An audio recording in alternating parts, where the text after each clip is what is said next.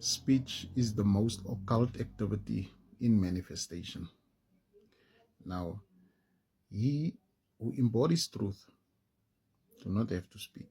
He who knows don't ever have to say a single word, because you radiate. Now, when your chamber, your vocal cords, remember your entire life you have spoken things. You have utilized your vocal cords to describe you, to describe others, to communicate, to define the world. Now, if you decide now to negate the value of speech, it means you have to rewrite everything you have said.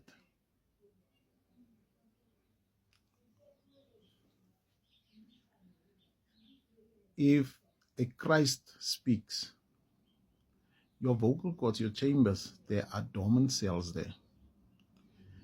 The same like the difference between a bathroom and a kitchen when you sing, because of the ambience. The same way sound carries a specific resonance depending on how your throat is activated. So when I speak, I say, I am majestic, I am mighty, I'm sovereign, I am supreme. I am infinite intelligence, I'm wisdom.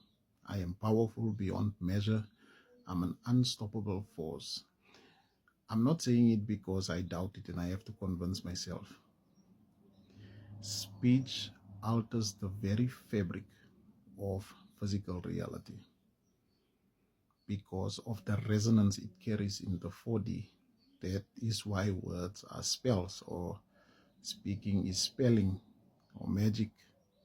So in the occult, in the beginning, when you are a student, you are taught to be quiet for a while, just to build up and compound energy, because the less you speak, the more the energy builds up. So when you do speak, you speak with potency, with altruistic purpose. You will sometimes feel it when someone speaks. Another person can say the same thing and it won't land as smoothly.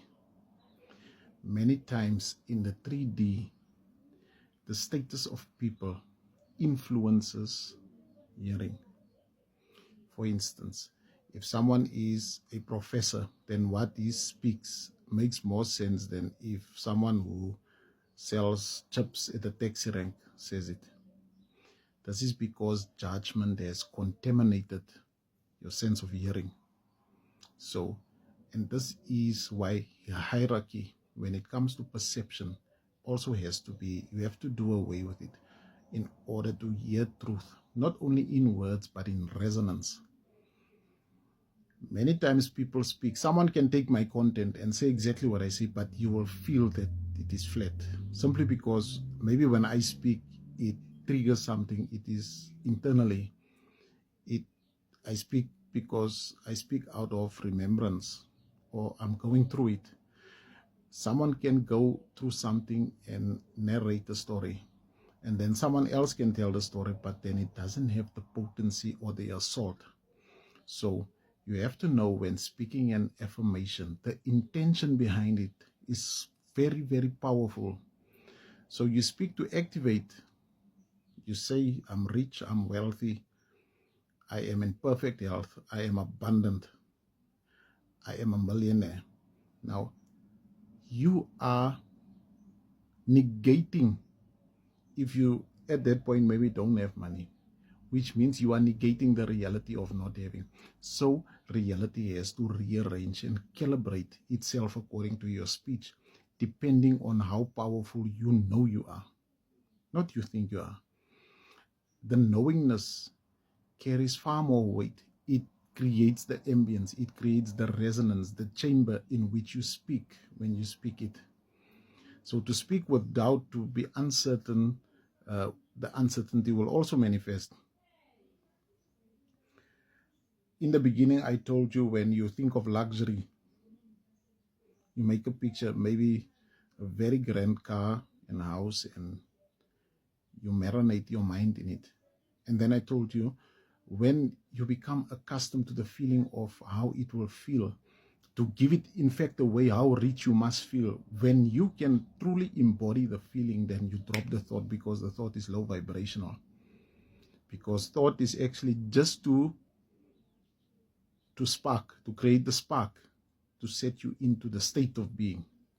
But once you radiate truth, you don't have to speak, unless it is with altruistic purpose, in order to, like I'm doing, to activate someone. So what I'm saying is not, the facts are not the truth.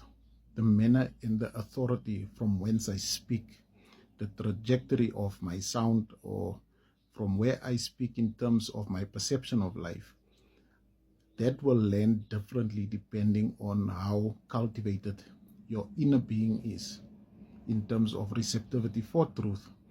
Because I can say 10 things, but only 2 land, and that's enough.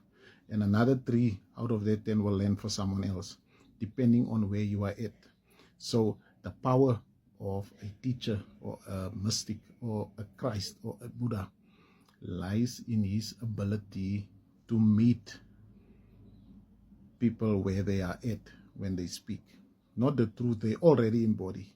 When they are alone, they don't have to speak, they just are.